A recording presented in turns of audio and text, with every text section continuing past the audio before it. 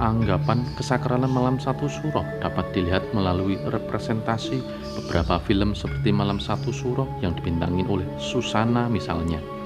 Dalam film tersebut, malam itu digambarkan di mana beberapa setan, jin, dan santet menunjukkan keeksistensiannya. Selain itu, banyak pula mitos-mitos yang beredar terutama seputar pantangan tertentu di bulan Suro karena dianggap ora ilok.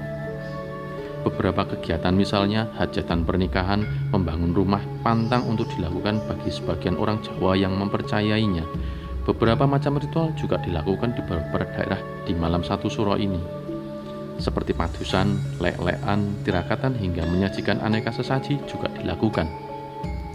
Malam satu suro menjadi menakutkan sebenarnya tak lepas dari politik kebudayaan dari Raja Mataram kala itu, Sultan Agung Hanyokrokusumo. Alasan Sultan Agung menciptakan Tahun Baru Jawa Islam karena satu peristiwa yang membuatnya miris dan sedih.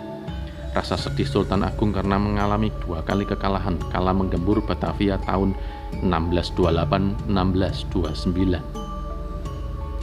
Setelah penyerbuan itu pula, pasukan Mataram yang menyerang Batavia telah terbagi ke dalam pelbagai keyakinan, seiring semakin masifnya agama Islam di tanah Jawa. Sultan Agung kala itu mencanangkan pada malam permulaan tahun baru itu untuk prihatin, tidak berbuat sesuka hati dan tidak boleh berpesta.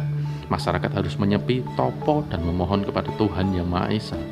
Untuk menghormati leluhur dan sebagai bentuk evaluasi, pada malam tersebut juga pusaka-pusaka dicuci dan dibersihkan, seiring dengan kehidupan spiritual yang disucikan kembali. Dari sinilah yang membuat orang Jawa meyakini bahwa malam satu suro itu menjadi malam yang sangat sakral, karena dianggap malam tersebut merupakan pertemuan antara manusia dengan dunia gaib. Malam satu suro akhirnya ditakuti orang-orang.